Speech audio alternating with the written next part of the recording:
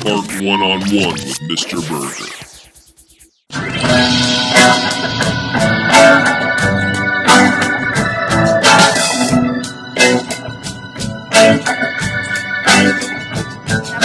Welcome to Art One-on-One. I'm Nichole Jordan alongside Mr. Burgher.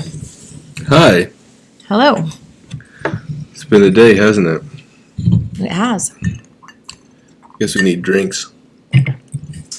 Much needed drinks, yes.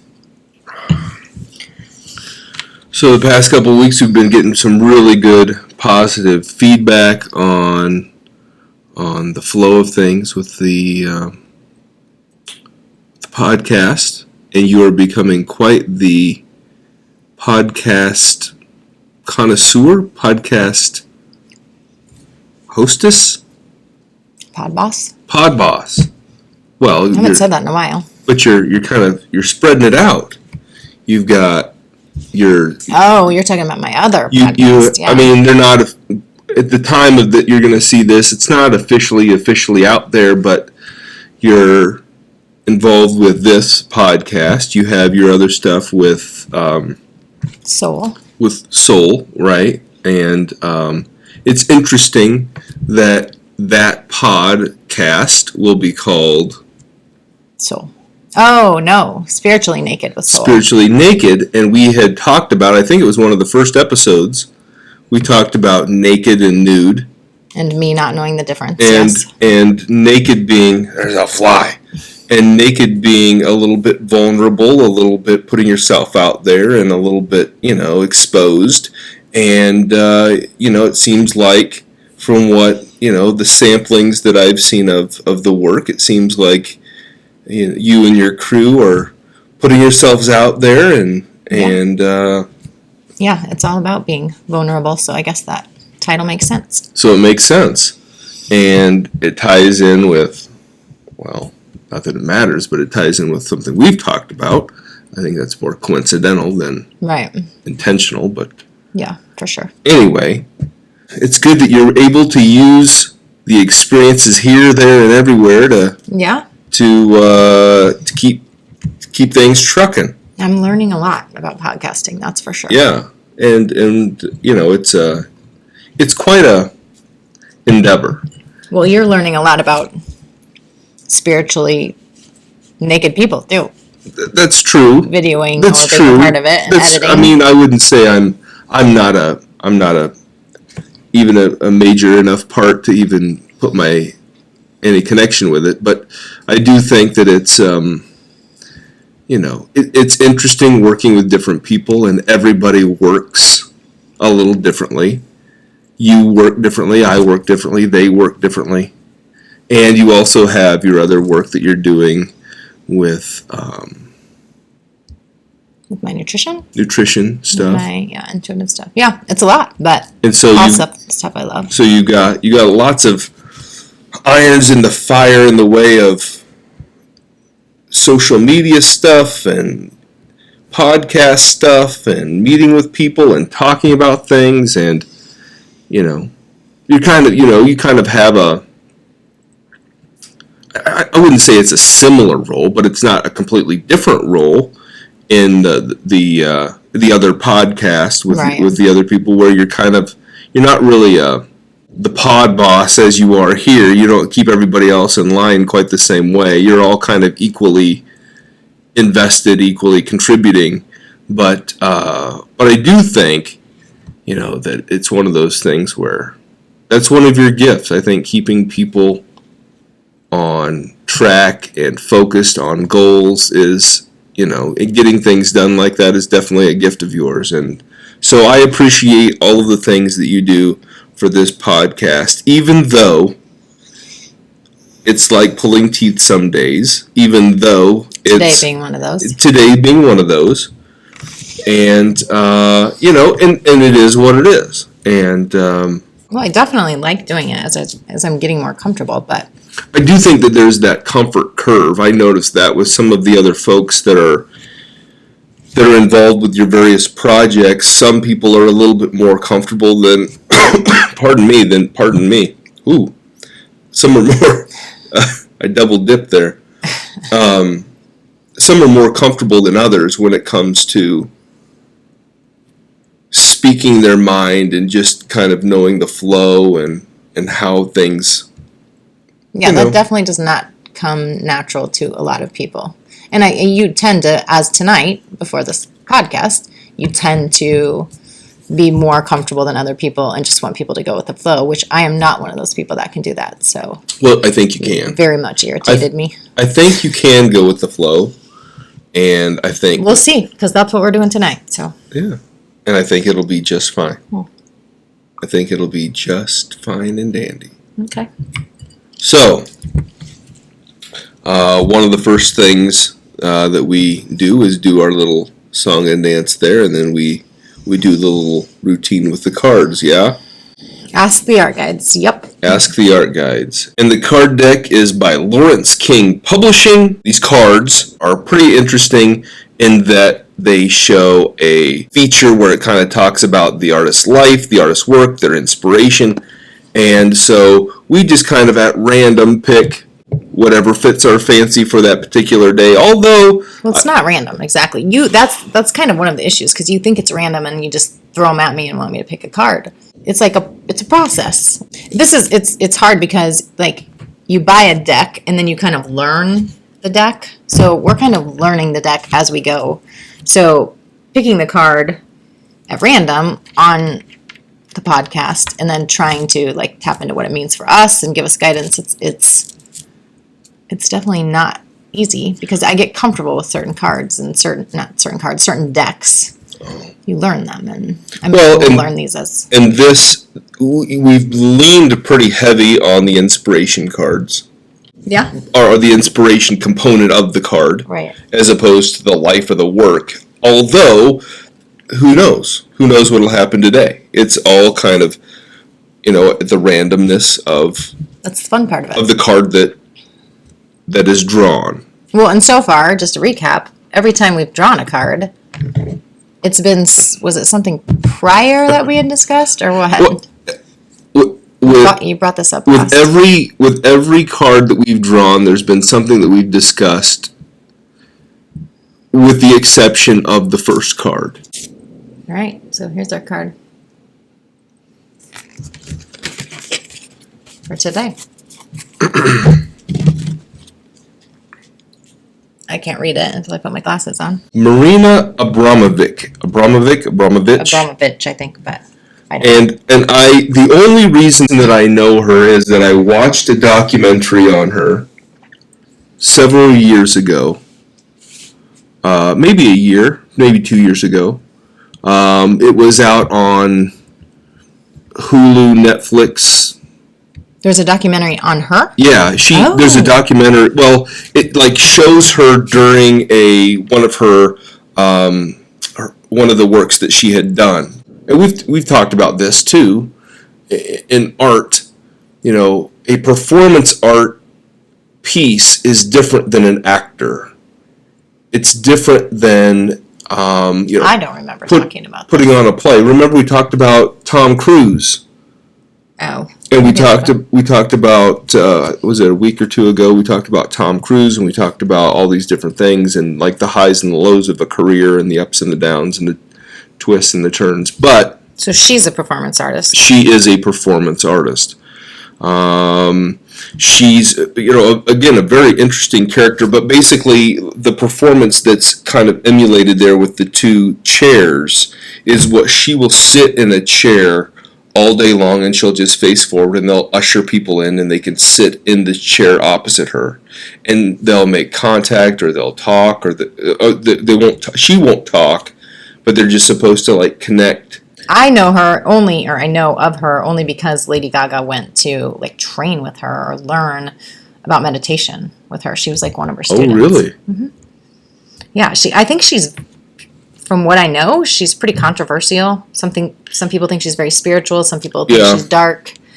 Well, I myself am super intrigued. She's very deep, and she's got some really, really good ideas in terms of like how she does the performances, engaging people, and she'll do these things like for days and days on end, where she'll just sit in a chair and she'll just connect with the person across from them non-verbally.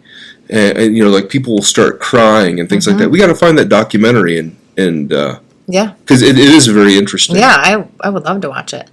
Skeptic. This one I like the first. You like the life. Skeptic heal. Well, that's because that's what I'm all about, teaching people to heal themselves through natural means, through meditation, through yoga, through supplementation, so she's very intriguing to me. Yeah. So what do you think that means? Skeptic, heal thyself. If you're a skeptical person, I don't know if she's referring to skeptics and saying you can heal yourself, or if, I don't know. If you're skeptical of so-called normal things, you can always do it on your own. Well, I think... Within reason. I think that, Yeah, you and I differ on this topic. So I think she's saying a lot of people are skeptical, but she believes that they can heal themselves. And I am a big proponent of that as well. Or is that the right word? Proponent? No. So, yeah, I think that's interesting. So in her performance art, does she do a lot with that? Or I guess she does if she's sitting across staring from... I don't know how that's art. How is that art? I think that, obviously, these are different components of her life. This is more of her life view, not her work or her inspiration. So that wasn't a part of her art? I don't think so. I think it's just kind of her own, maybe something that like the developers of the cards have leaned or gleaned from her her personality. I don't know. And that Lady Gaga story, I'd never. Obviously, I'd never heard that, but yeah, I don't know what I saw it on, but it was talking about how she was such a good student and she was did everything exactly how she didn't try to cut corners. How Lady Gaga was a good student, really? Yeah. So I'm excited to learn more about her, but I think, I don't know, if I pulled this card and I was reading for somebody, I think it would, I don't know, that's kind of a dark card to pull. Yeah.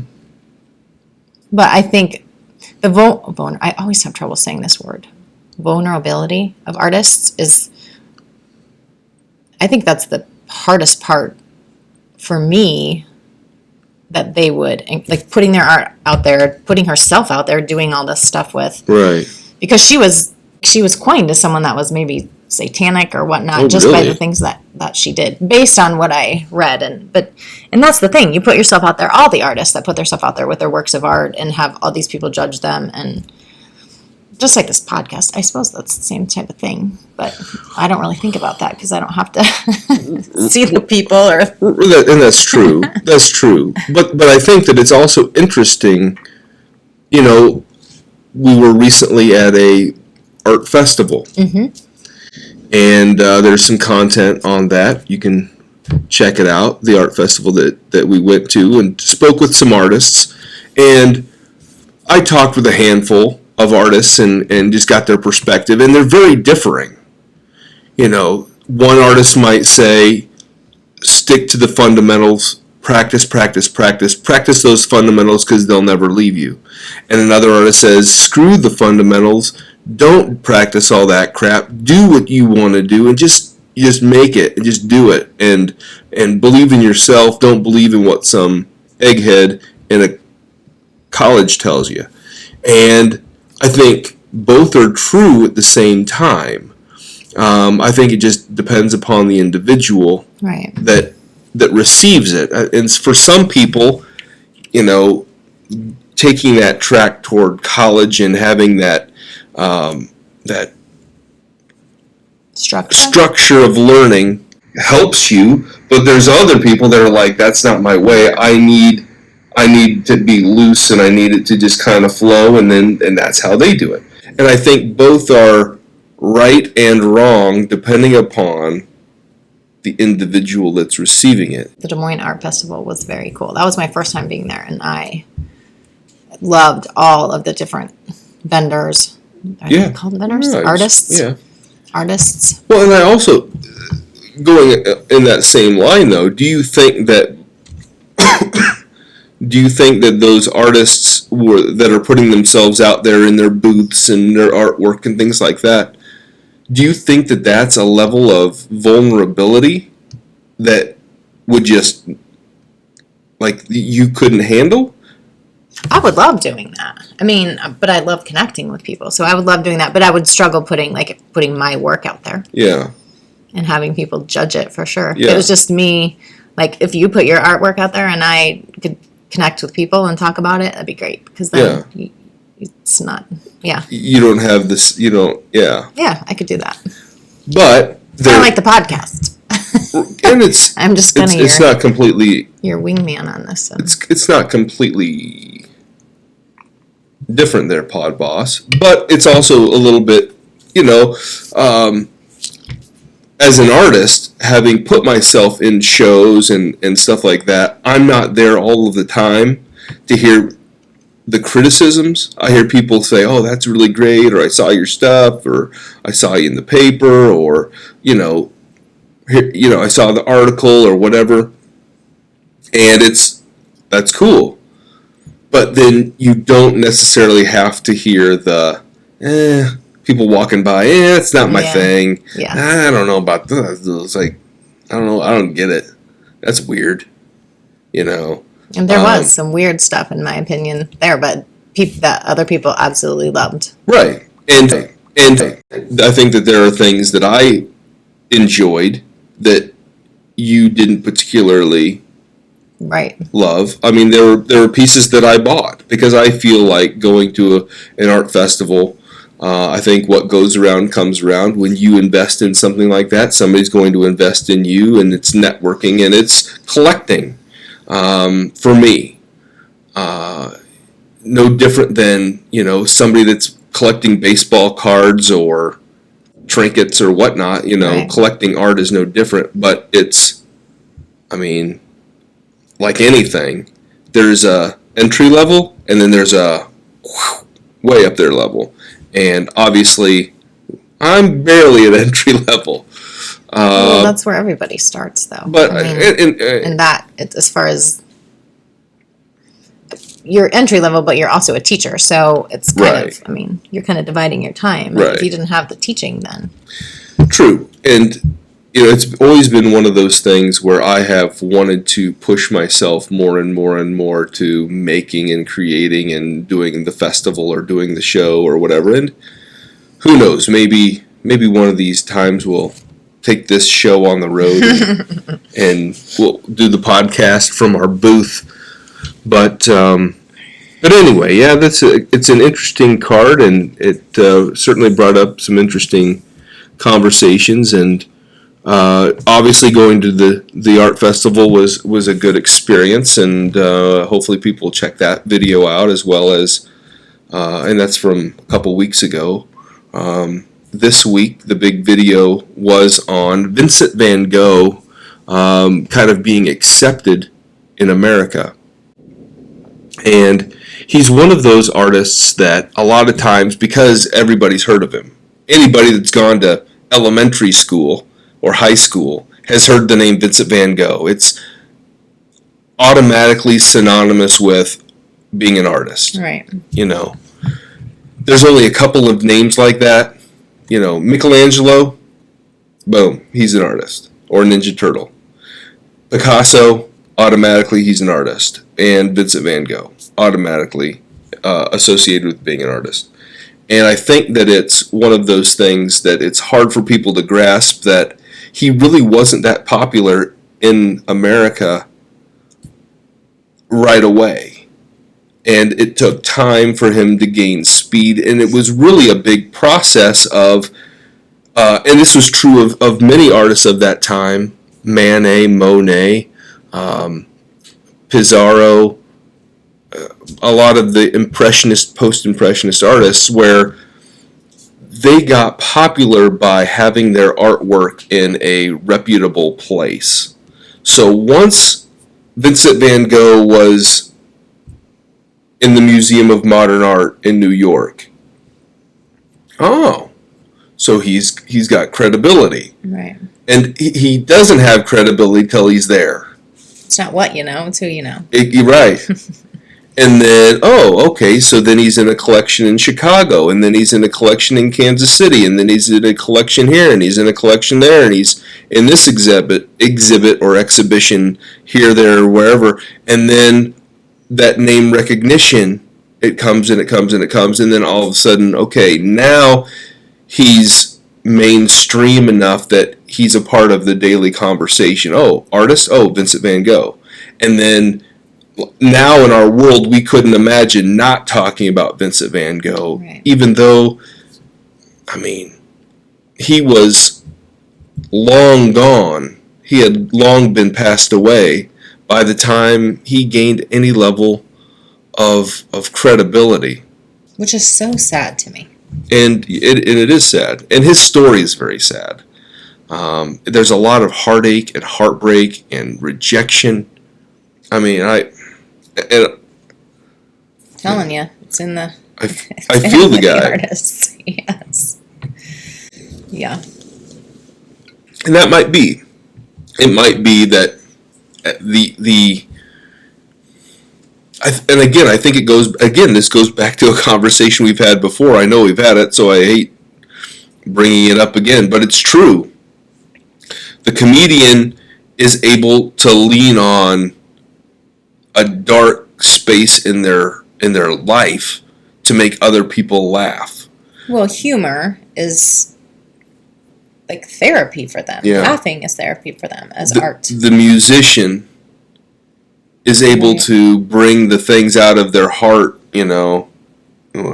If you've ever heard the song Dear Mr. Fantasy or Mr. Fantasy by Traffic. I'm sure I have.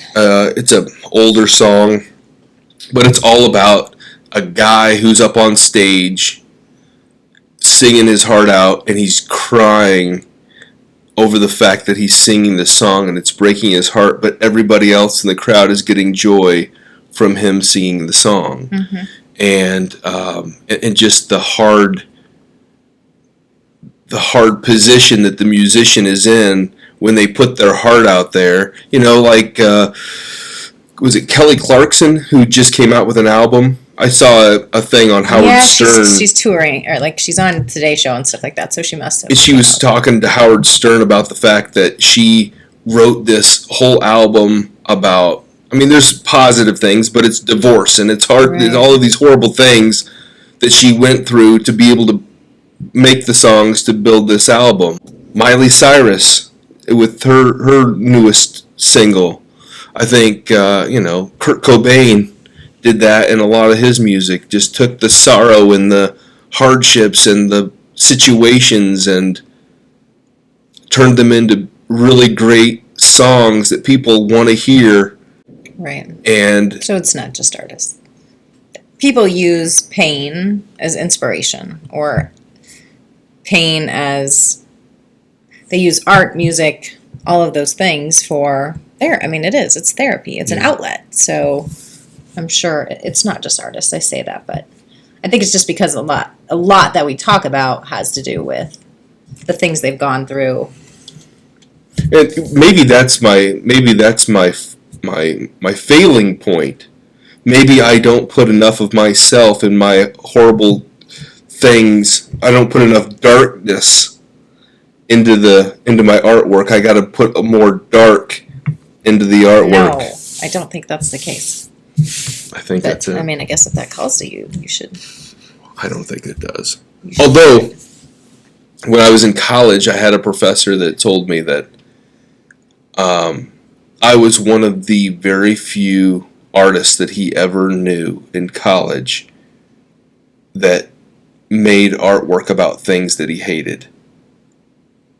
Such as what?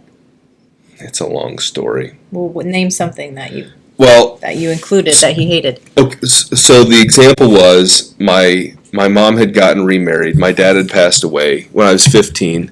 My mom had gotten remarried to a guy that I did not like at all.